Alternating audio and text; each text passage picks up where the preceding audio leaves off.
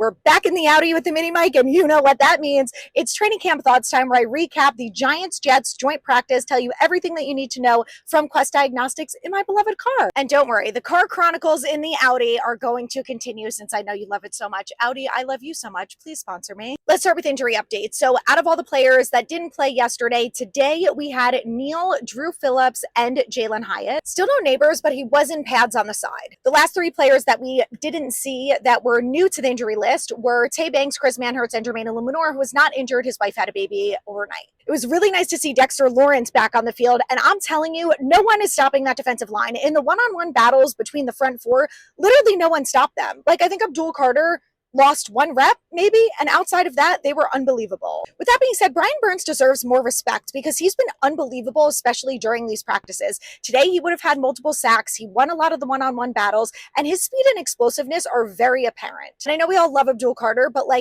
love Brian Burns too. The guy's unreal. Other things I saw, cornerbacks TJ Moore and Nick Jones were in with the ones, and I will say Nick Jones had one of his better practices. Again, today he made some nice plays. Chris Board also would have had a couple tackles. And Paulson and Debo also had some nice coverage. Cordell Flat was in for Banks, but wasn't targeted much, so I didn't see a ton of him. All right, moving over to the offense, who was a little bit better today, but still not great. Again, no Neighbors. Slayton wasn't really involved. I saw Wan'Dale Robinson make a few catches, and they seemed to focus a bit more on the run today. And Marcus Bowe is in at right tackle for Illuminor. And then at right guard, the rotation was between Stinney and Evan Neal and Greg Van Rooyen. I saw basically all of the backs involved. From my view, I could see Turbo, Singletary, and of course Tracy. Saw some good reps from the offensive line. Marcus Bowe looked pretty good. He won, I think, more reps than he lost from what I was able to see, but my view was better of the defense than the offense. I think the worst part for the offense today was the 2-minute drill. They were able to run some successful plays, but ultimately ended with a field goal try, not a touchdown, and the same went for the Jets offense, so